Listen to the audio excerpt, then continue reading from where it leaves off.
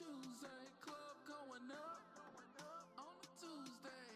Got your girl in the cut and she choosing. Welcome, I'm the Two-Tone Bandit, and this is a podcast for Tennessee Titans fans by a Tennessee Titans fan. Pull up and represent that two-tone blue the way that you want to. This is a community for us, a place where the fans can have a voice. On today's episode, I got a few fans coming in here with me. We're going to talk about a few topics, react to some videos, and just discuss the general overall state of the franchise, where we see ourselves at, where we see ourselves going, and how we just feel about the moves that are being made. So with that being said, I need you to lock in, subscribe, let's tighten the hell up and get straight to it. All right, so jumping in, we got a clip we're going to play, but before we get into that, we got Titans fan beat, we got the infamous Coach Murph, and we got Thunder in the building today. We're going to be here talking about our team that we love, because my team better than yours, but we're not going to get into all that. I'm going to play the clip, we're going to tell you how we feel, and we're going to talk about a whole lot more. Let's listen to this right quick before we get into the discussions. All right, let's talk Cam Ward. Take us through his personality. Is he like the leader of the team? Is he that voice? Does he have that fire? He's one of the guys where everybody likes him and he can hang out and talk with everybody on the team, everybody in the locker room. But he's demanding now. You get out to practice and you mess something up, he's going to get on you. I like this. And he expects that. He's absolutely the right leader for this franchise. I feel like he barks a little bit too. Like we saw things during the season where like he doesn't back down, which I kind of think is almost more important than the actual passing and the running of the offense in year one. It's funny. We had a joint practice versus Atlanta last year. They were kind of getting on him. Some of the Atlanta guys, I think it was Leonard Floyd actually. They kind of got on him, and Campbell fired right back at him. And he kind of smiled and he looked over at me. He goes, "I like that kid." Leonard Floyd said this to you. Yeah, I love that. Yeah. That's great. That's fantastic. But yeah, no, he does not back down from anyone, I'll tell you. All right, fellas, our quarterback doesn't back down from anyone. Let's see, how do we, so I'm gonna let the guests go, man. Titan B, man. You take it off, man. How you feel about it? How you feel about it? What's your opinion, feedback after hearing that?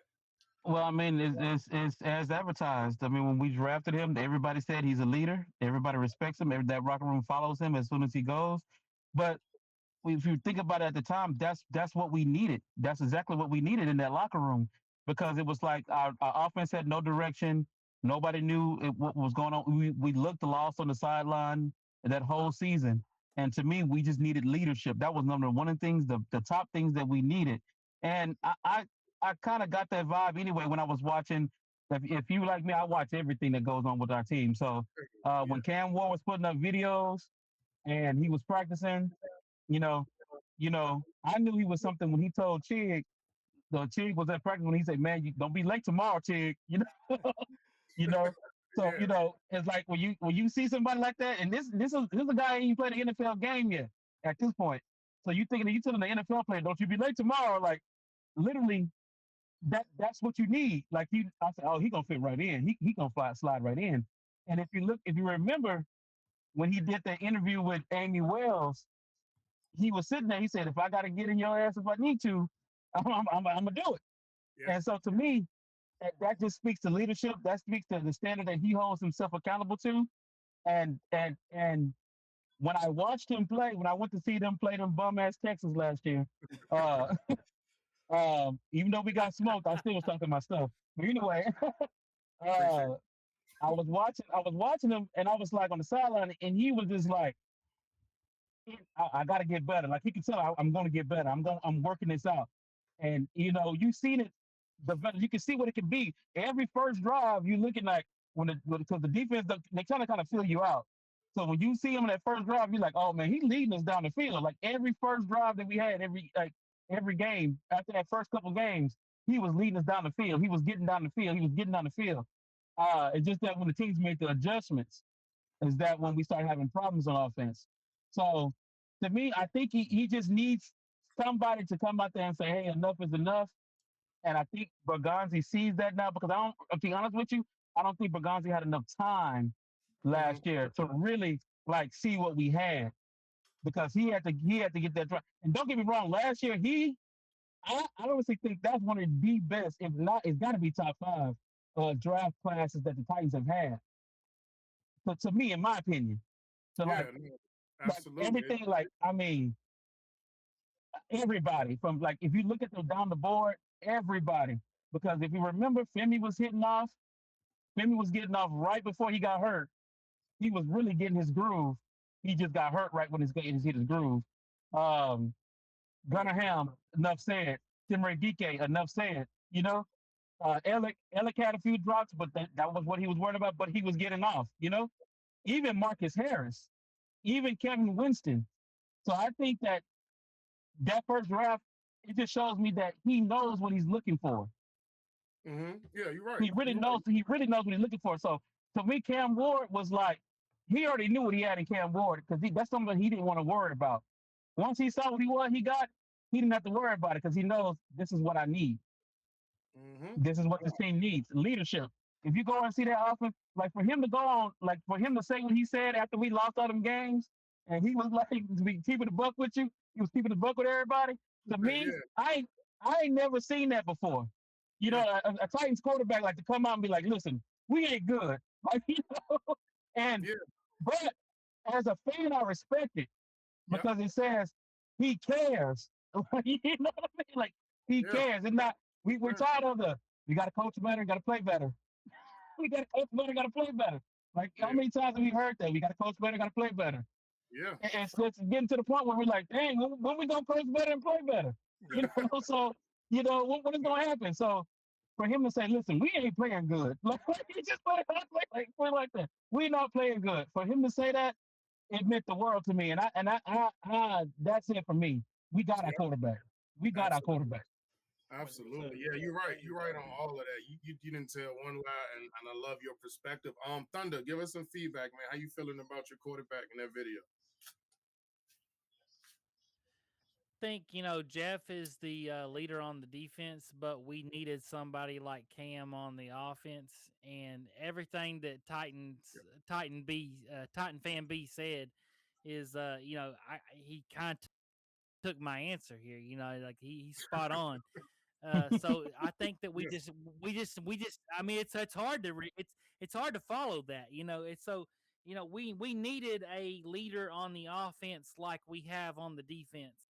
And I think Cam gave us that, and I don't think I could add too much more to that. That's really it. I mean, we got our answer with Cam. I mean, it's just like you. He took charge. He took charge. Yeah. And at the end of the day, that's all you can ask for, though. Really, honestly, because it's like that offense was begging for it. And Jeff was just like, I just see after every post game, Jeff was like, we gotta care. He was just like, we are begging for somebody to care, please. just somebody, please, in this locker room. Y'all care? Anybody care besides me? Absolutely, you're right. You're right, though. You're right, right, though, man. Right. It's good. It's good that we have that because, like you said, it's different being a Titans fan. It's different. Oh yeah. And people don't understand. See, we're one of them fan bases that you gotta believe me if I tell you I'm a Titans fan. Yeah. Yes. Like it's the people don't understand. It's not easy being a Titans fan. Like y'all got I was at that New Year's Eve game at the with the I was there front row, and man, let me tell you, I had to take it to the face, man. I mean, y'all gotta understand. I'm in Texas, man. I'm from Houston. My uncle is a season ticket holder for the Texans. Oh man. Yes. And for me to be there, like every time, he texts me, y'all gonna wear them uniforms? Y'all know y'all gonna wear that? Y'all want to be here? I hear it all the time. So y'all gotta understand when we got that win when Fairbairn missed that field goal. Yeah. And we won that game. I let them have it all in that stadium. I tore NRG up. They were sick of me that day. They were sick of me that day. Be careful. Hey man, listen, they were sick of me that day. Because man, when I walked out that arena, it was quiet. And all the Titan fans were like, I hear crickets. Yeah, no, that's good. No, we appreciate you holding it down, in the H-town. Oh man, trust me. But it's just like I felt like when you hear your team talk and you listen to them and you pay attention to what's going on, I could kind of tell like Jeff was frustrated because he felt like I'm the only one that cares. You Definitely. know, 100%. I don't want, Definitely. and it's like when he got Cam, it was like I recognized it. It was like a spidey sense went off. Like, oh, he like me. You know, Got his he little like brother. me. Yeah, he like me. So that's why I think they clicked so fast because it was like, yeah, he like me. We Yeah, we care. need that. We need more of that, more of that, more of that. Hey, Coach Murph, what's your feedback on the video, man? Come on, talk to us, Coach. What's up with it? I love it. I truly love it. You got to think about the quarterbacks that we had in the past.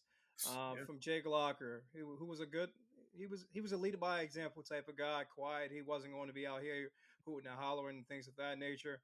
yeah, Then you had Vince. Well, before that, you had Vince. He was more so, I'm going to do what I got to do on the field, but off the field, we're going to have fun. You feel me? So it yeah, was more so his leadership style Mm-hmm. was a little bit different. And then we had Ryan. Ryan Tannehill was, I'm quiet. I'm going to ball out. We're going to have fun. You might not see me. I got a family, so I'm not going to be out in these streets. I'm not going to be out at these different functions and things of that nature. I might come say hi. I might do all this other stuff to a light of a variety, but it's not going to be too crazy.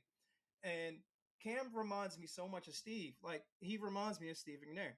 He's going to be a leader on the field. He's going to be a leader off the field. He's going to smile. He's going to kiss babies, but at the same time, he can talk to your 14 to 15-year-old son and relate. So yeah, he's a perfect Mm-hmm. example of everything. He's a perfect balance. I love everything about Cam. He's a true leader. He's a true man when it comes to it. You can tell he was raised right, and we're blessed to have him as our quarterback when it comes to it. A lot of other guys wanted him. A lot of other teams got one of them, but we got him. Yeah. Plain and simple. He is a perfect quarterback for this day and age, for this time. He is a jokester because you saw the video that he had with Jeffrey Simmons when they was playing yo, and all that other stuff.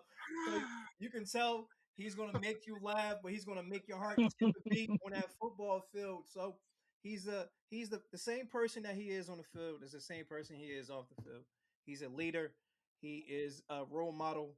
He's yeah. going to be the face of this NFL, not just the Tennessee Titans, for a long time to come. I'm excited. I I'm am. so excited. That's Well, Yeah, man. I'm I'm happy let we me got him, speak man. on He let me, well, go ahead. Go well, ahead. so let What's me up, brother? speak on Cam for a second.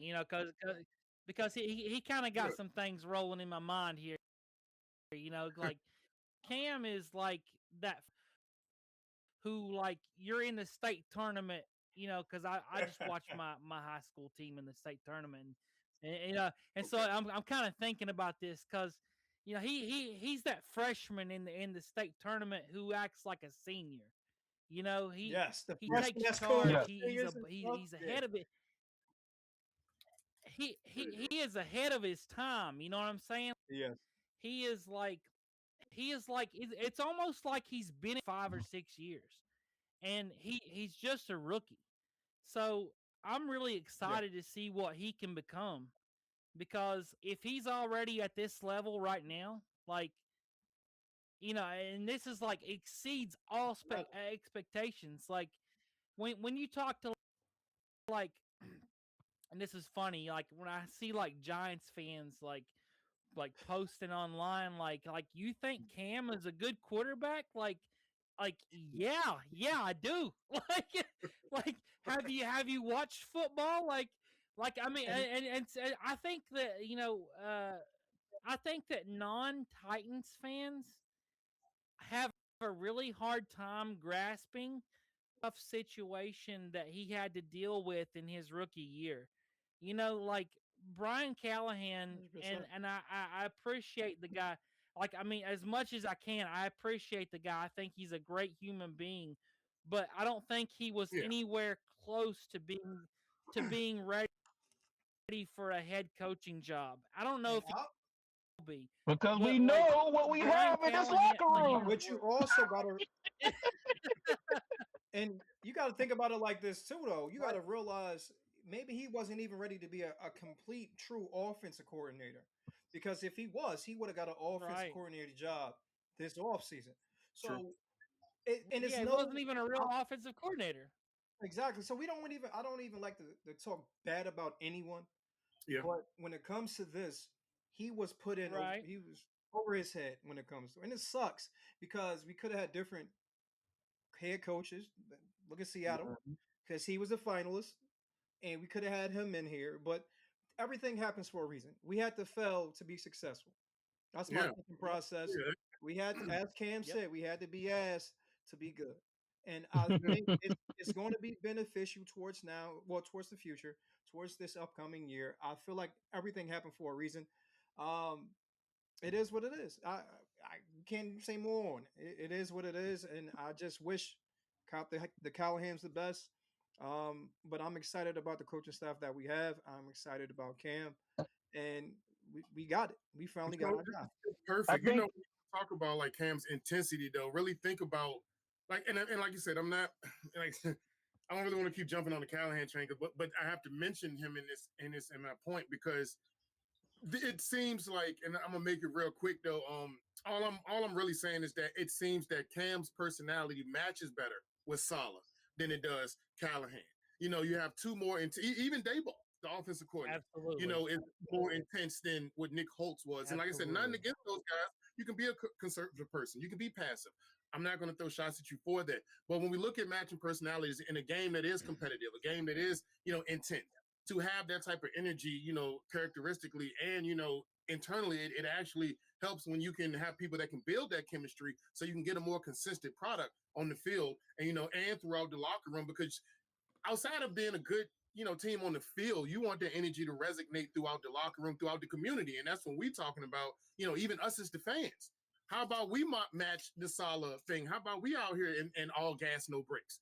It doesn't just have to resonate with the players. Us as the fans can do everything we need to do to be a more intense fan base, a more energetic fan base, a more fan base that's in your face, going to bring it. And when the organization, from the owner to the players to the coaches to the fans, are all on the same energy, oh man, so I like that. So I really like the way we're going with that. Yeah. Just to add on to that point real quick, because that becomes infectious.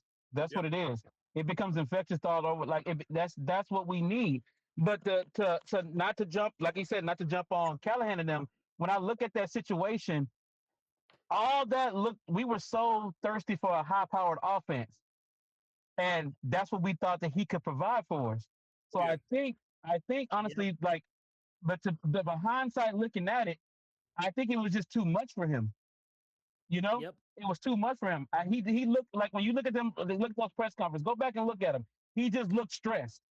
Yeah. He looked stressed, like it was like so much for him in those moments. So much going through his head, and he's not used to that. He wasn't used to all that pressure like that.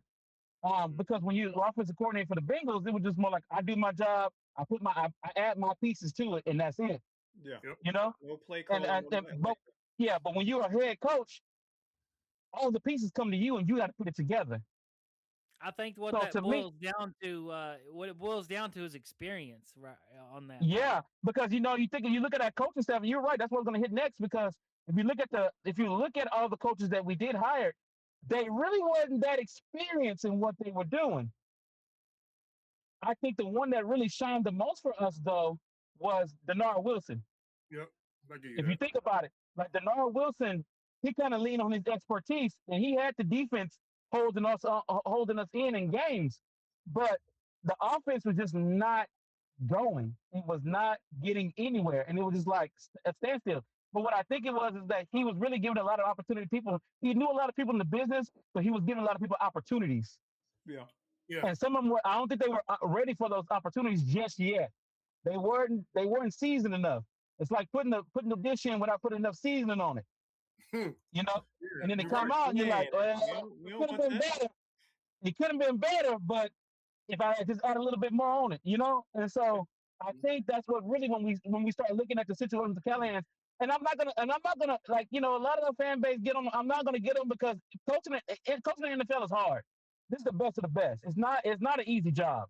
It's not gonna be like, it's not, this is not Pee Wee League, But some of the calls that we saw as fans were like, that's basic situational football. Why are we doing this? The 60-yard field goals, with 3 minutes left on the clock, 2-3 minutes left on the clock. Some situations, it's just like we're unforgiving with those. But it's hard to coach in this league, and I think it's like with me, I don't think he was ready yet. Really, I don't think he was ready yet. He wasn't. I don't think. He I don't wasn't. think he was ready yet. So I this just is think. my since this is my thought process behind it. If you can't call plays, you can't be a head coach. That's one. Yeah. And if you don't call plays from the sideline, you can't be a head coach. And on top of that too, you don't even trust your offensive coordinator to call plays. And that's what's getting me. Like, why is the quarterback coach calling plays when you got a whole offensive coordinator? That was what's confusing to me. He wasn't ready. He also wasn't. And that's what I mean. So that's what I'm saying. Like, if you're the offensive coordinator, you his boss. Yeah. But you can't even call the plays. They trust him more to call the plays. Absolutely. And it's not to say that Bo Hardegree. I'm not. But Bo Hardegree wasn't ready to call plays because he called plays before. But like, you have a whole offensive coordinator. What is he there for? He's the coordinator. He puts this all together. He coordinates all this together. So to me, that was a red flag for me because I was like, well, why is Nick Holtz not calling the plays? You know, why is he not calling plays? And then you start thinking to yourself, okay, Bo Hardegree, and then McCoy, when he came in, it was just more like, okay, I felt like we played like, let's not just mess this up. He was a substitute teacher. He was a substitute teacher. Let's tiptoe. Because when I saw Cam over there begging, Mike, let's go for 4 for 1. Let's go. he was really speaking out. We were speaking like, why are we not going for? What do we have to lose? Yeah. We're already down 10. Yeah. What do we have to lose? It's the third quarter. Just go for it. Yeah, no, you're right. That's the type of intensity that we want from our quarterback, like we just said. And it's crazy when you see that your quarterback is more intense than the coach. You know, but the fact that we have what we need in our quarterback just allows us to continue to move forward, I guess, with more confidence than we've had in the past. Coach Murph, you was trying to make a point. What point was you trying to make? No, he was spot on. He was spot on. Oh, he's spot on. Okay. But here's also too, like, because I told you I pay attention to everything. So like, when I'm watching Callahan, when we finally won that game, and he was like, because I know what we have in this room, and he sounded so stressed. And I was like, no, he sounded like he was just being through the wire. Like, if he finally got a win, and he was like, I know what we have in this room. And the team was like, oh, okay. Like, they weren't even fired up that they won.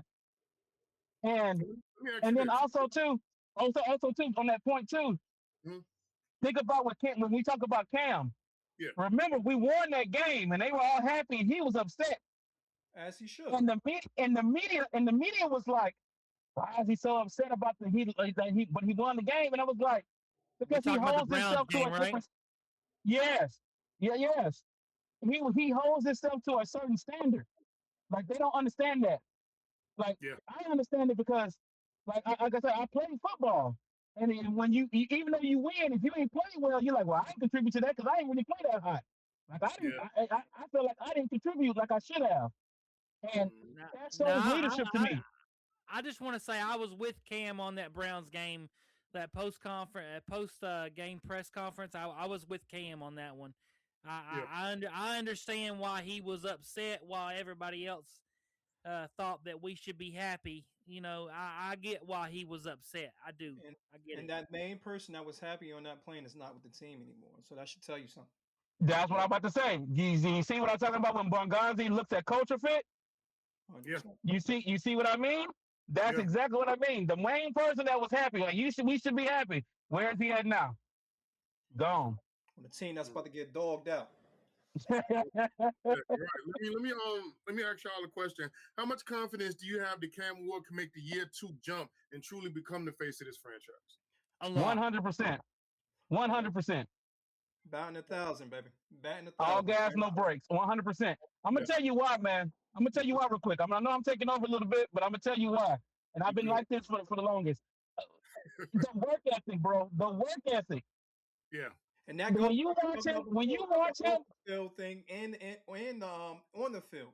Yeah, the work ethic. Like, when you sit there, you watch this kid, man. It's like, oh man, I gotta get better next year. I gotta get this. And you see, like the players that you see, like last offseason when Big Jeff left, 9 sacks ain't good enough. I gotta get 10. I gotta get 11. Like the work ethic that you see these players put in. You can't tell me that when I see you put in work, I'm like, okay, this he's serious. He's real serious. And you look at other players like I'm not gonna say their names, but a lot of players that we drafted, I don't see them nowhere in the offseason. Yeah. Nowhere, no near no field, not catching no balls, not even training with to get better. And to Yeah. me, that's when you get better. You get better right now. This is the Yeah. time you get better right now. You got to So credit you got to credit Borgonzi for that too, brother, because you got to think about the guys that he brought in compared to the guys that Rand brought in. I love Rand class from that first for what they did that year was beautiful. It seemed like we had a great class, but Hmm. then you look at it, and like, oh shit, they not working. What's going on? yep, And you look at our exactly. class now, it's completely different. So it's like, oh, you get it. It's deeper than just drafting talent. You got to Yeah. draft talent as well as work ethics, and things of that nature. So, I get you 100%, and I see it. And It's like they Borgonzi, say, man. you It's got to like get they some say, credit.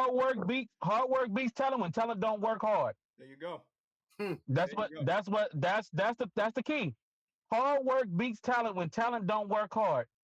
You can have all the talent in the world, but if you don't put that hard work in to hone your craft, Yeah. what's the point? And more than likely, it's going to flip for them because most of those guys are with the Jets right now. And Exactly. Aaron Glenn, he don't play when it comes to it. Maybe he can connect with them better than our coaching staff here could. Yeah. But I wish them the best. Again, another situation where I Oh mentioned I no, wish no. them I the best. mean, you guys gotta realize I'm a UT fan. So Yeah, when we got Sweat, I was so happy to get Sweat because I seen what Sweat can do. But but I you can feel still like they didn't. yeah, I felt like I felt like he didn't. They didn't use him like he wanted them to use him, and also too, he has to want to get better. Do I think he has it in him? Yes, absolutely. I've seen him do it. I've seen this guy do it for a whole season. I've seen him do it. But to me, he has to want it. You know, 100%. he has to want it. He has to want it. Like right now, they're not gonna let you get out with the little things that you got away with because he's the pros. They're gonna figure out a way to stop you, and you got to be ready for that. So I think that do I wish him the best? Yes, absolutely. I think T Sweat was an excellent draft pick, even though a lot of some of our fan base didn't think so. I think he was a great pick, and I think the Jets see a potential in him because they wouldn't trade for him if they didn't. Yeah, Yeah. You know, I yeah, think I think I think he's a decent player. Do I think he could do better? Did I wish he could have done better? Yes, I do. But Yeah. at the end of the day, I felt like he can get better, and maybe it was. We don't know yet because the coaching staff. Yeah. We don't know. We don't 100%. know. So I think that with a different coaching staff, a different fresh take on him, I think he does a lot better. And I'm happy for him, man. I'm happy for him Yeah, because anybody I see that get in the league that living their dream, and if it's just truly your dream and you get to live it, I'm happy for you. So I Yeah. think that's a. Hmm. I mean, I don't have no ill will towards anybody that left this team. Even Traylon Burks, go there. I don't have any ill will towards Traylon Burks. Do I wish it would have ended differently? Yes. Do I wish I would have saw him more training than Clemson? Yes. You know, and those guys had a tough but time. You think about Burks, and Burks was coming in for AJ, and then you got Sweat, who got drafted a little bit before Fisk, and Fisk went off that year. He's doing really well, and I'm about to say St. Louis, doing really well in Los Angeles. So you got to think about that pressure too that comes with it. You're following a guy. Well, when it comes to Burks, you're following a guy that was the best wide receiver we had since Derek Mason, and then you following a guy that got drafted that was damn near unstoppable. Well, he was unstoppable because of verse, but he was doing very, very well. So oh you got to yeah, think for about that sure. too. And you That's can tough and you too. can you can say St. Louis because they took their history with them. Yeah. Yeah. No. Well, You Yeah. got to be careful saying that. We can say that because we're not in Houston. You better be careful, brother. You better check Yeah. your neck, man. well, I Yeah. want to say like we talking about Cam Ward's jump from year 1 to year 2. Okay, Yeah. Cam Ward's jump, and so I think that the biggest thing is the difference is the coach, the play calling, and again, I want to reiterate because I didn't get to finish my last point. Is I think that Brian Callahan is an excellent human being. You know, there's not yeah. a better human being out there. But he wasn't ready or prepared to be our head coach or the offensive coordinator. And Yeah. so I think that Brian Dable, having been in that position before, Mm-hmm. experienced, Josh Allen, the whole thing, I think that he is very suited, and especially because when he was with the Giants, he wanted Cam Ward. Yeah. That was the guy he wanted, and so 100%. Oh yeah. I think that holds weight. Yeah. It's not just that he was off his coordinator; it's that he wanted Cam Ward. That's the guy he wanted, and so I'm really excited to see what he can do with Cam Ward, and so I do expect a huge difference in year two. Especially with better receivers. You know, I don't know about the offensive line yet. I'm Oh, we kind of can. Yeah, I'm that's Yeah. conflicted. a big question mark Hey, for me. hey, Yeah, we can yeah, talk I'm That, about that all I'm day. I don't think conflicted. we got enough that's time. a I big got question mark for me. But I d- let me touch not on a that Dable question point. mark. Let me Okay. Go ahead, let go me let ahead, me touch go on ahead, that go Dable ahead. point before. Let me okay. So with Dable, what I like about Dable is, like I told you, I watch everything. When I went back and watched that Hard Knocks and how he looks at Yes. quarterbacks and he puts positions up and he tells them, "Hey, what would you do here? What would you do here?" If you impress Dable in that room like that, which I know Cam did because that's all he do. That boy's a film junkie. He Yeah. watches film all day. He knows what position is. He knows where to go. You know, and his mind process. That's what Dable fell in love with. If you look at the story, Boghazi tells it all the time. Dable tried to trick him into not getting him Yeah. because he wanted him. He was like, "Nah, I don't think you should take that kid." Da, da, da. But Dable, they laugh about it now. But Dable wanted him. That's how bad Dable wanted him. And if you think about it, Dable's an offensive mind. For his quarterback to know that, and if you look how Cam moves, Cam doesn't move like a rookie, y'all. When They you see don't. that kid, hey, what we got? What we got? He's looking at all the, like reading the way he reads the defenses and stuff. You didn't see any other quarterback really do that this year. Not And a no other rookie quarterback. quarterback had to too, because some of the rookie quarterbacks were put in a better position. So we can Exactly. talk about that too. Especially with So yeah, Yeah, they that were. brutal schedule. Especially with that brutal schedule that it we wasn't. had. It was the We had, coaching too. Also, like we talk yeah, about this all the time. The coaching was just. It wasn't even subpar. It was worse than that. It was just. It was frustrating being a fan and being somebody that played ball himself or scouted whatever the situation might be. I'm looking at this and I'm calling ish out like, "Yo, what are you doing?" And I Right. and I take it back to the coaching. So now, Mhm. like you were saying situational before, football. and we talk about it before, situational football is going to be a lot better this year. Game Mhm. planning is going to be a lot better. We're going to be a lot better prepared football team. Like you were Absolutely. saying before, the pieces around there is going to be solid. I understand we're going to talk about the O line, but the O line will be okay because they have a lot of faith in Jackson. And I don't, obviously, they see something in Jackson that we haven't seen because he hasn't played that much. He was behind Kevin Zeitler. So he's learning from this monster. Who to say if Kevin Zeitler wasn't there? Who's to say he wasn't going to be that starting right guard? Well, I got Yeah. something to say about Austin Schlottman, man. Like, I don't know why everybody's writing this guy off. Like, Come on, man. I like don't think we're he, writing them off.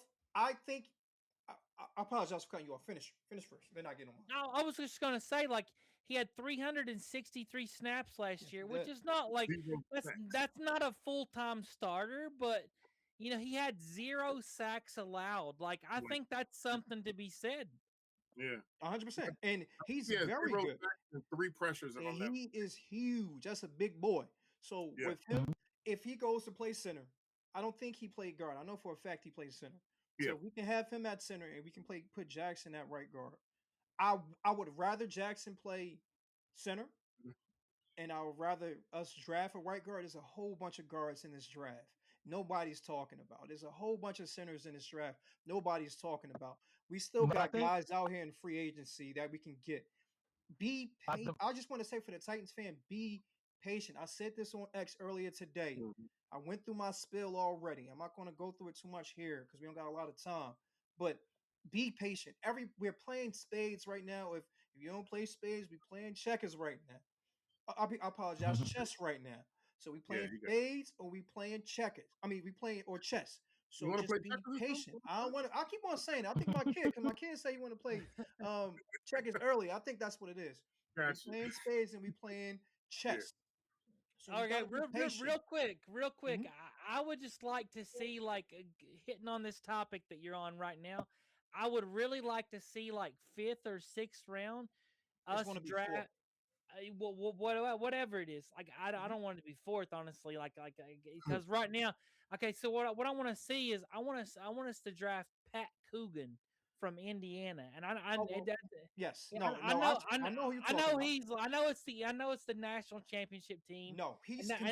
and that has nothing to do with it. But this guy, like, he is projected to be so far down in the draft, but he has such good awareness. He's like a coach on the field, and like he has the best out of all the offensive linemen in the entire draft. Like he's projected to have like the best awareness of all of them. It's And no. Mhm. yeah, The go issue ahead. with I wouldn't say the issue with him. It's the fact that he is very, very good. He's not decent. He's very good. Again, that's what I'm saying. There's a whole bunch of centers that can ball, that can really play. You got him. You got a whole bunch of other guys that I don't want to get on my spill and name them all today, but I'm going to name one. Logan Jones. Logan Jones is also very, very good. Then you can, if you draft Logan, you can draft his partner, Bo Stevens, and put him right next to him.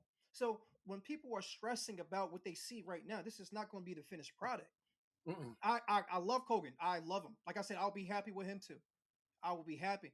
Is a list of guys that I will be happy with at Mm. the interior O line But position. but to your point too, like what you said, like people are sleeping on these guys, and I think Borgonzi knows that too. That's why he's So so so cool with it. so that's why I think at the end of the day he's like, because like I said, the way like the way that Bergonzi does his board and stuff like that, I see why he drafts how he drafts, because he's like, okay, these are top positions. What do we have on this guy? What do we have on this guy? Okay, we like this. We like this. This fits our profile. This is what we're looking at. How good is he versus how he fits our profile? Oh, and then also too, character wise, how is he good character wise? Does he Yeah. work hard? Does he? That's what What we does he want do? in this Yeah. building. So I think at the end of the day, when you start looking at things, it's like, okay, I know for a fact that this that everybody's looking for edge rusher, everybody's looking for quarterback in the first round. They know this. Those deep rounds, he's like, okay, that's when you know how good your GM is, because that's when you find those gems. Yeah, Yeah. That we got fourth a whole round, bunch of gems that fifth last year. round, yeah. And yeah, he found a whole bunch of gems. So this guy knows how to find them. 100%. That's the thing about it. He knows how to find them.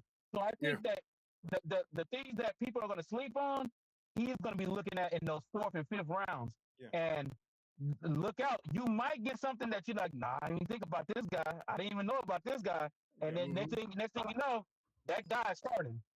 Well, look, Yeah, case in point, 100%. Like last year, I think perfect that's Pat example. Coogan. Perfect example. All pro, Kim Ray Chimray DK. Yep. there it is. That's Yep. that that Because you think one. about it, you think about last year. I mean, that was the most question. I think a lot of people, they had their reserves with Femi, but I'm not getting into that. But when the fourth round came, everyone was like, "Who is this guy?" Yeah. I remember who is the guy, and everyone was like, "Huh?" Oh, And yeah. people, I think it was like Jalen. It was a couple of receivers, other receivers that people hire on, and when we like, who is this guy? Who is Right. this People guy? were mad that we didn't get Scatterbo. That's what they were mad about. I think Scatterbo hit. Oh, did he go? Did he go before or He went after? before. Yeah. You thought we were going to get Scatabo? I No, thought I we said I were think a too. lot of I'm not people going wanted to get him over Chimray, because I think it was right before Chimray, wasn't it? I think Or right Scotty after? went. I want to say Scotty went in the fourth. I could be wrong. Yeah, But right after Chimray, I think. he went right after. Yes, I never Right after Chimray. anticipated getting Scatabo, just so you know. he was a me target personally. though. Yo, you got to realize Cam. He can ball. Cam Yeah. Scotty can run. That's why when people say yo Giants are going to get love, I don't think so, because I think they have a lot of faith in Cam.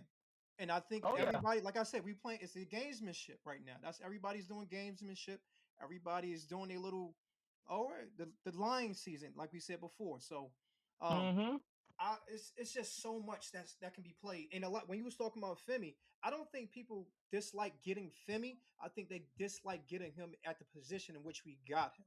Well, that's at what that I'm saying. position. Yeah, Yes, The select in yes. the round that we yeah, got him because he could that's have what I'm fell saying. down. So The same way Absolutely. people that's felt what like it is. Sweat was a reach, like, but I don't. This is what I'm saying, and like I told you yesterday, well, how we have talked, and I'm Yeah. gonna bring this point up to you guys, and tell me if I'm making sense, if you can feel my point in that. So the point that I've spoken with Coach Murphy for is I said, okay, if we look at Cam, and we look at Kevin Winston, and we look at Chimray, and we look at Ellick, and we look at Gunner, and we look at Marcus Harris, all the way to the 6. Like, we really don't have a hard critique on most of these players outside of Femi not having a complete season. So if you take Femi out of it and you look at the remaining players, most of us are we're pretty content with what we've seen given the situation for these rookie players and how they develop, even with a subpar coaching staff. Yeah. So these players can have, the development and the production that they had last year as rookies. So, and I'm like, okay, if you're okay with these selections, then why would you second guess Borgonzi's decision to choose Femi? And it's something that we've seen that he saw that we haven't seen yet. So I'm like, let's trust the pride. If I can trust this guy to get 8 of them right, why would I question him on his 9th selection? And so, I just feel like I'm going to give it one more year, especially given the fact that who was there to coach him? You can't tell me that Femi isn't worth giving a shot on one healthy season in a Robert Saleh defense. So I would really like to see how Saleh can get his hands on the second-round pick that we really can see that has burst, has speed, just is transitioning to a position that he doesn't have that much experience playing, but Saleh will get the best out of him. I believe in the system. I believe in the coach. See, a lot of people want to believe in themselves, but we are not in position to make the decision. So your belief only goes as far as you speak it. The only thing that's really going to matter is things that are effective, and that is the GM making decisions, the coaches making decisions, and the players becoming productive. All right, so look, I'm gonna ask you all a few questions right now, based off the type of things we've been talking about, because I really want to get a little bit more feedback on that. Let me ask you this right quick: Do you think at the current moment the Titans have done enough this offseason to give Cam Ward a fair chance to succeed? Especially given that we primarily in the receiver just have the addition of Wan'Dale Robinson, but do you think they've given him enough at this point to succeed? If we had to go into the season right now, not adding anything else to the offense, do you think that he has enough to succeed going into next season? And now give this too, because when we talk about Borgonzi, we got to understand that it is. I'm gonna keep referencing that because I remember what he said, and I think people are getting sidetracked. When he first got his press conference, he said it's gonna take 2 to 3 years. We're 18 months in. We're only 1.5 years in. Because like I told you, at this time last year, we didn't even draft Cam Ward yet. The draft hadn't happened. So we really are, a year full circle is different. But just, that's the question. Want to hear your feedback. Coach Murph, take it away. Because B, I know when you roll. You know what I'm saying? Yeah. You know and I love it. I love the passion. I'm not even mad. I love it. We got to get you back on here for some more of that juice. But I'm gonna let my co-host rock, and then we're gonna give it to y'all, and then we're gonna keep it going on. But yeah, do you think that we have enough for him to be more successful than he was last year? You want me to talk to you as a fan, or you want me to talk to you as a scout? Give me half and half. Give me a little half and half. Little... All right. So being as a fan, half and half lemonade and iced tea. I got you. Yeah, half and half. But as a fan, of course, I'm going to say yes because I have faith in my quarterback, I have faith in my GM, and I have faith in my coaching staff from the rip. Because if you think about it from just right now, we're in a better position than we were last season. From just right now. Absolutely. Yep. But being realistic, being a coach myself, being a scout myself, it's not complete. So with the canvas not being complete, I would say no. So because we still need to address certain things in free agents, address certain things like we said before that I know they will address. They just playing the game. They're doing the gamesmanship right now. They don't want to bring somebody in, but we still need to address possibly bringing in an inside linebacker, possibly bringing in a receiver, possibly bringing in an O lineman. So little things like that, I know we still have to do. So I would say no as of right now. But do I think we're on a nice little path when it comes to it? And do I think we're already better than last year? I would say 100% yes. Yeah. Look, if you let me say this. Okay. Well, look, I'm gonna give you a different caveat. What's to up? maybe reshape your answer a little bit. I'm gonna influence y'all a little bit. Okay. Because I think y'all know the answer to this. Now, let me ask you this. Let's say that last season, okay, at preseason, like we right here waiting on game 1, waiting to play Denver, right? if we had this coaching staff that we have Yes. currently, You don't got to finish the answer. Yes. Don't even finish it. Yes. well, my question was, well, Go on. Let I the man apologize. finish the question. Let the man finish. Finish the question. Because you said last year coaching staff. You already know how I feel about last year coaching staff. But go yeah. ahead. So Finish we your had question. the coaching staff we had as of now Yes. at the beginning of last year, before we started to even play Denver. No, and I get that, but no, my question is actually, do you think we'd have still ended the season 3-14? Absolutely not. Because No. there was already certain games that we would have No. won if we would have had a better coaching. For example, the Denver game. Like, what are we talking about? So We'd have won that. it was like little things that we would have had a better coaching staff, a coach that was a little bit better when it comes to the situation aspect of football. I think we would have been better off. I feel like we would have been put in a better position to be successful and to win these games. So we would have been completely better than what we were last year. We will be more competent. We will be a more dedicated football team, a more clear when it comes to communication, clear when it comes to every single aspect of this team, every single aspect of a football team in general. We would have been better. So I think all of the above. I think that, like, really, when I hear him speak right now, I think that we're blessed yes, as of now, because because it's already done now. yeah. But I think we're actually blessed that we went through all that we went through, because we wouldn't have the fourth pick, and we wouldn't have Robert Saleh if we had done okay last year.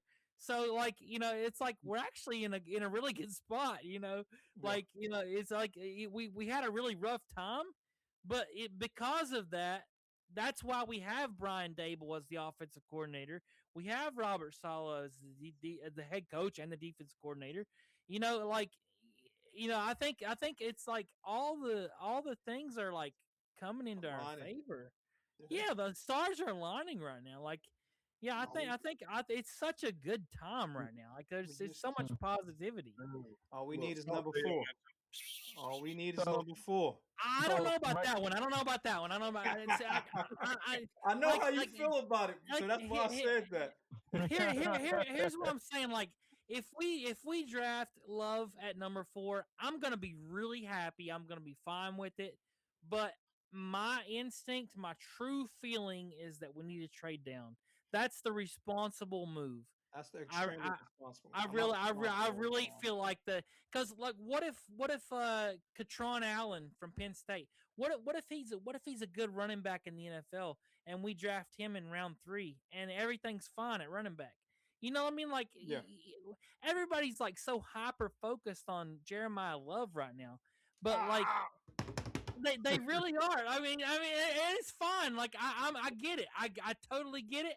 I ran with the guy when I played NCAA football. Like, I'm in love with the dude. Okay, but like, what if the responsible decision, the real accurate thing that Borgonzi should do is take somebody who is going to deserve a lot of money in a couple years, and I'm not saying it's a defensive end.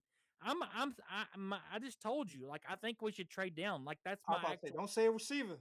Yeah, that's my actual true feeling is that we trade down.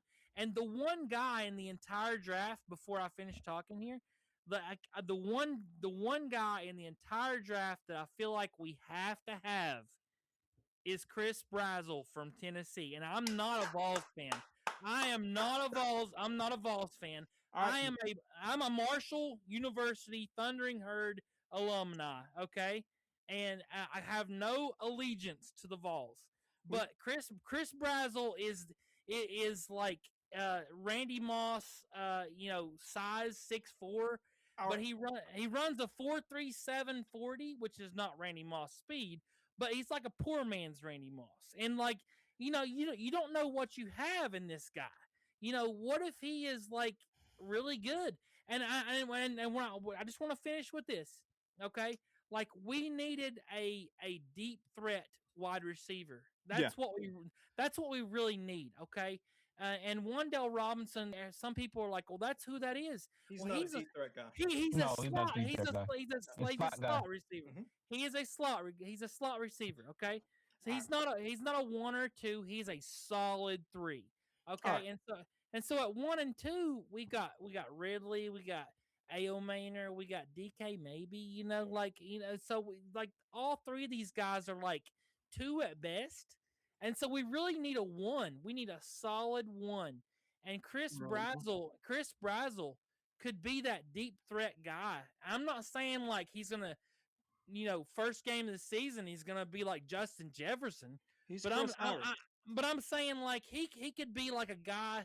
He could be like a Alec Pierce. What we hoped for if we had signed Alec Pierce. He could be a guy who goes deep and stretches the defense and makes them honor, like 40 yards down the field. And and if we have that, then the Wandale Robinsons of the world and the Calvin Ridleys, if he learns to catch the ball a little bit better, they could be a really valuable asset to this team. Yeah. All right. Let me say this. You know what I'm saying? I get you. Let me say this one thing. We're going to get into the running back in part 3. So I don't want to say too much about that right now. I do agree with you 100% when it comes to Brazel. I'll leave it at that. I'm gonna leave it at that. Is that controversial? No, is that controversial? No, at Brazel in the second round, that is not controversial at all. Okay, I hope not. We're going to get a receiver in the second round, no matter what. We're going to get a receiver. I get that. I don't agree with the running back situation. And you can ask our brother Ron.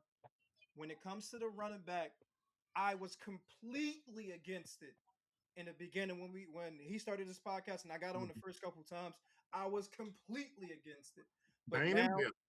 But now it's completely different. It's completely different now, but we can talk about that on part 3. 100%. All right. Yeah, absolutely. Go ahead, B. Jump in here. Give us your take, man. Take us home, baby. So when your point from your question about Berganzi, about if the team is ready, I think that Berganzi, I look at it from the mind of Berganzi, like how he looks over things, because I honestly think that we found a great GM when we got him. Like he was ready for this position, because from a person that I look at work ethic, he worked his way from the bottom to the top, so he knows how everything goes in an organization, how it's supposed to run. So to me, that means something to me when I look at this situation of how to get this team back and to where we need it to be. So at the end of the day, I'm looking at how he thinks, because in his moves you can see how he thinks and how he feels about it. Like what do you want to do? What I want this team to look like? What do I allow on this team and what I don't allow on this team?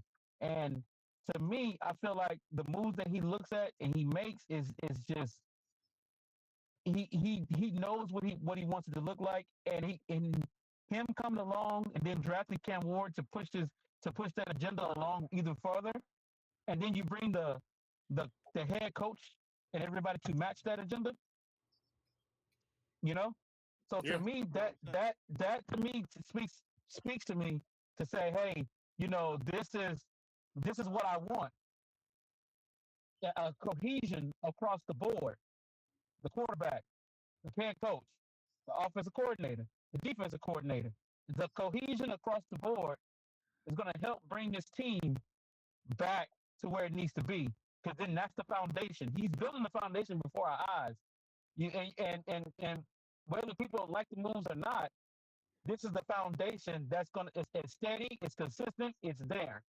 So for me to answer your question, if I think the team is ready, I believe that we improved so much that we're going to win at least 8 games this year.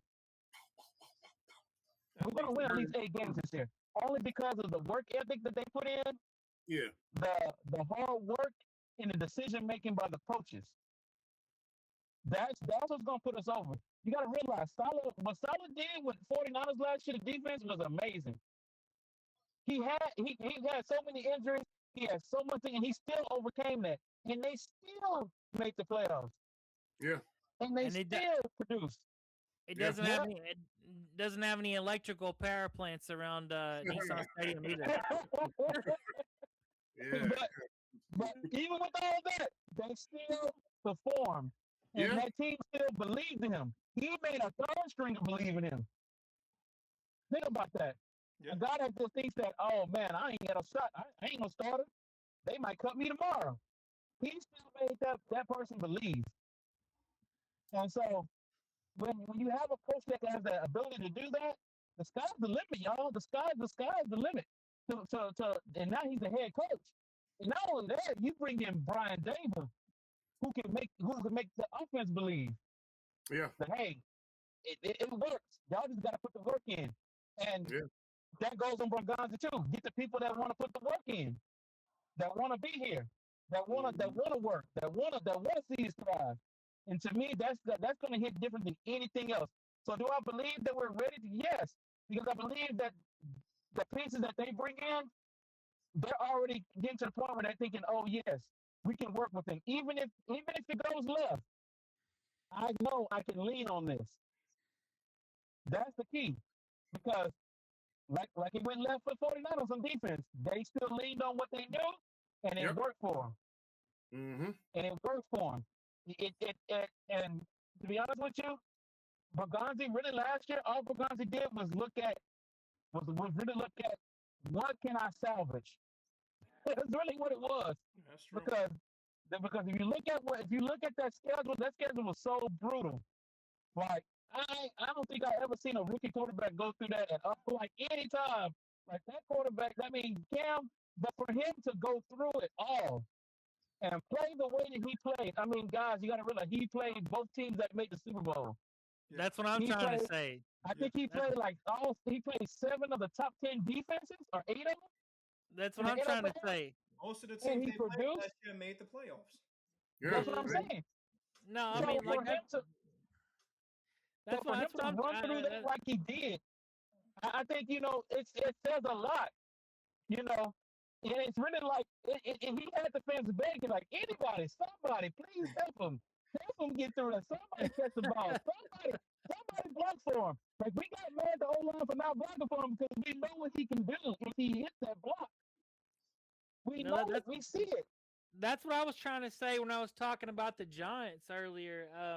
The Giants fans, like they seem like they're coming at us lately, and I don't think that anybody around the league, like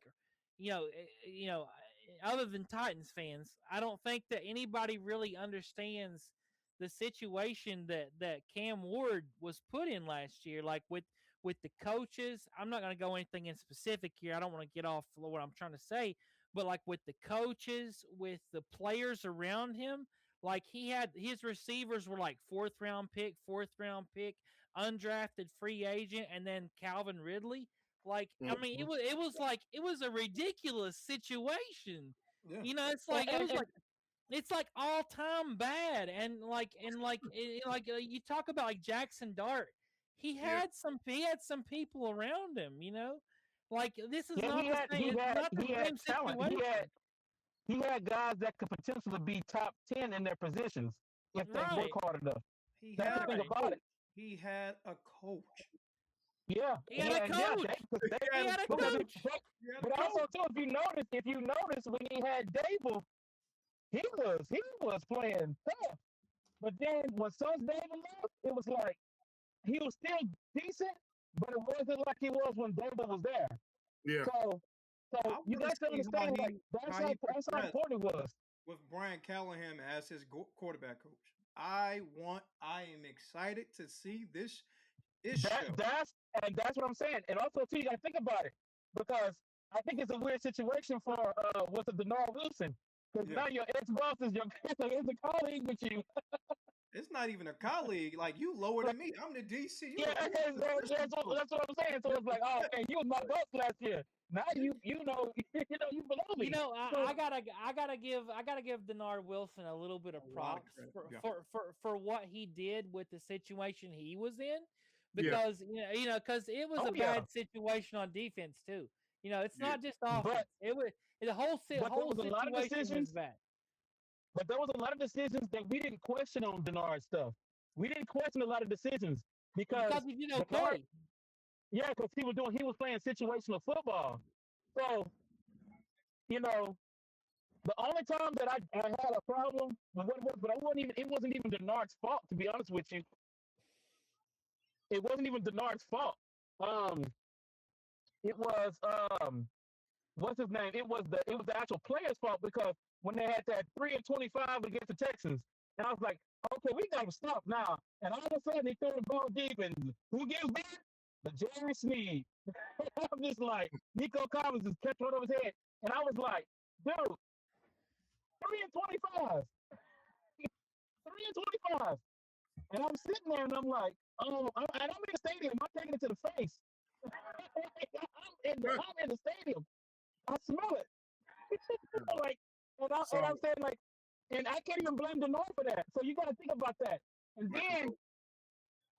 And then you start seeing we start trading away quarterbacks, and I'm like, oh man, Denard lost another weapon. We traded this quarterback. Oh man, Denard lost another one, and then it's like, what is he gonna do? So for him to deal with what he had, you know, and there's no offense to the players that he did have, for him to deal with what he had and try to salvage, like, okay, I'm trying to make something happen.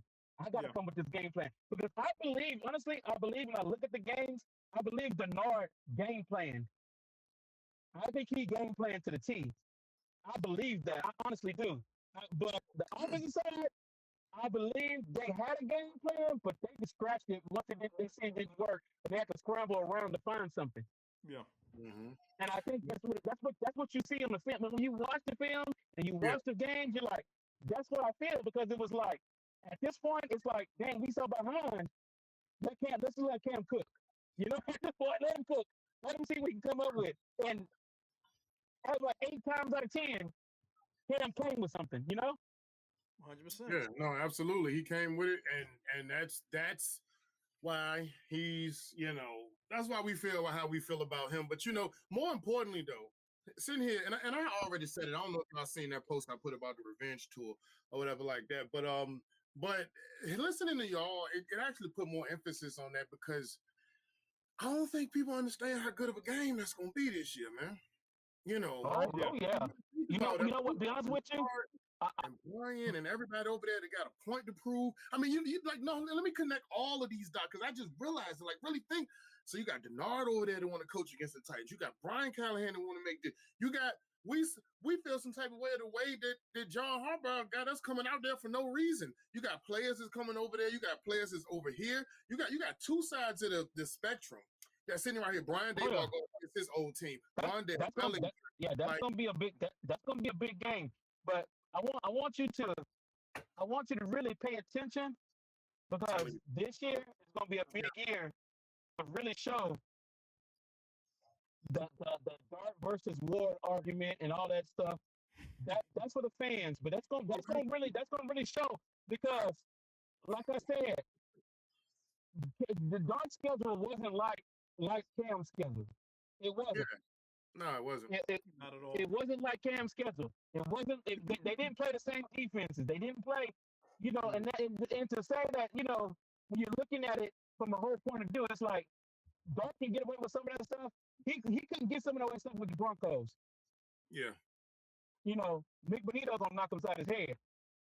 They were coming for like, but everybody was sleep on Cam Ward because all the stats weren't looking good.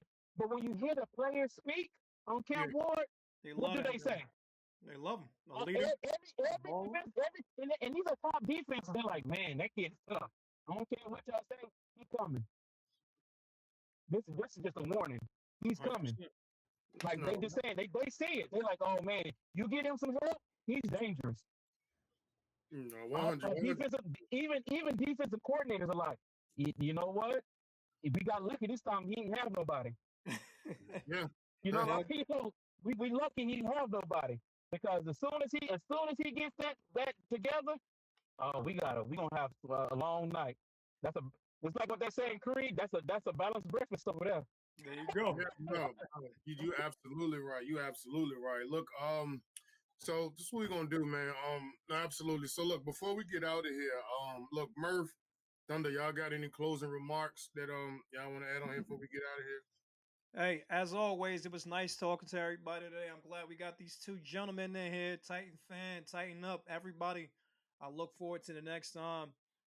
Let's keep on doing this, baby. Let's keep on rolling. Oh yeah, for sure. I'm trying to make this thing Glow. I want. keep it rolling, man. I appreciate it, man. I mean, I'm just happy to be, like I said on the Twitter, the Titans Twitter train is helping me out a lot right now on Twitter. Cause man, I felt like I was by myself out here ripping, but I'm still gonna rip. We got you. But We at got the you. end of the day, I just like talking to the fans. I like to talk about anybody. If we talking Titan football, I'm down. I'm there, and it's All right. and it's what I listen to every day. It's what I eat and breathe. You know, like I love Absolutely. watching film. I love watching how our team get better. I love looking at new free agent signings. I'm all about it. And the thing about it is that I feel like this year Mhm. it was a tough year to be a Tigers fan, but you wouldn't be a fan if you didn't have tough years, you know. There So you at go. the end of the day, when it comes down to it, we gonna get ours. Let's get it back now. It's time to get back. And Get back I think the season, fan baby. base feels it. I think those players feel it. I think the fan base feel it. I feel like the NFL is trying to ignore us, but they feel it too because they feel it. You know. So I think it's to the point now where I enjoy being a fan because this is what I want to see. This is what I breathe. So when I see an organization making moves like this and getting right, I can only applaud it. And if I don't like a move, I try to look at the way of if I can't see it right now. Yeah. I can't see it right now.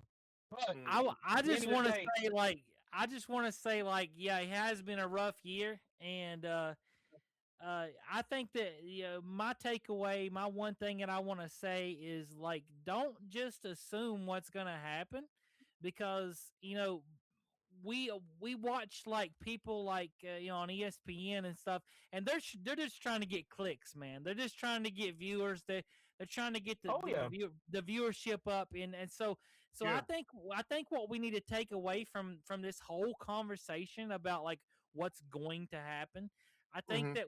I think we need to think about like what is Borgonzi really thinking? Like I think that we need to think about like what is really best for this team. And I'm not trying to like steer everybody away from Jeremiah Love, but like that might not happen, and I think that people need to get prepared for that. Like we might trade down, we might take some other player, like So I just think that we need to explore all the possibilities and not just mm-hmm. lock into one thing because you might get disappointed. All right. Yeah, Look. and that's what I was saying earlier. When I was saying earlier to your point, it was like, you know, it's like I'll be happy if we get Bain. I'll be happy if we get David Bailey because that's a need that we want. But this is the thing, I trust Bergonzi's judgment. That's the number one thing. I trust it. I'm not saying that, you know, if yes, do I have my personal wants? Yes, I have my personal wants. I want what I want. I know what I want, but at the same time too, it's not that I don't. After this last draft, I can trust Bergonzi's judgment Yeah. Yeah. on things. Yeah. Look. It's not that it's like because this man can he sees the talent, but he knows what fits us, what he's trying to do, Yeah. and now I can finally say I trust his coaching staff. The last thing I want to say, guys, is I appreciate you having me on your show. Like I really feel like this is an honor, and I really thank you for having me on here. I thank you. No, you good. You good. Look, we're gonna jump into Man, the I next. appreciate you chopping it up with you, man. Y'all welcome to stay. We're gonna jump into the next episode. If y'all gotta go, that's cool. If not, we're gonna jump because that's what I was saying. Like, y'all jumping. I'll let y'all talking. I got it. We just They let's get hungry, there. baby. They hungry. That's what I'm talking about. I got you. Just just hold your hold. Whoa, boy. Whoa, slow down. I got but no. I love y'all for doing because that's what I'm saying. That's why I love this connection because for me, it's a two-way street. It's not just no, you all, coming on and having it, and I'm glad I could do that for you. And more, I'm just as honored as you are because I could sit here and do this all day by myself, no problem. But being able to reach out to people, and for you taking the time out your day to come and be a part of this means just as much to me as the invitation, and that's what I love. I love the energy exchange that we can do. But saying that to say, look, we're gonna have this and a lot more. Typically we try to go 3 to 4 days, but I'm very flexible with this. I can flex with your schedule. Y'all see me in the DM, just let me know. We can always work it out. It can just be me and you. It could be me and Coach. It could be me and B, whoever. I don't care how the combination is, because I'm just gonna keep going. My mentality is keep going. Now, however that works, I'll let it work. I'll let the chips fall where they may, and that's why I was just inviting people. Like, whoever wants to come can come, and that's what I'm saying, y'all. Y'all welcome to get into this next episode. But talking to y'all out there that have been watching, look, I want to say I appreciate y'all for tapping in and rocking out with us, and I want to thank you for watching this far and being a part of this journey. I'm really trying to build something special over here, build something real. This is going to be a place for Titans fans to be able to pull up, speak up, and feel at home. And I want you to help me get the word out so more of our two-tone family can get a chance to do the same, because everybody's welcome.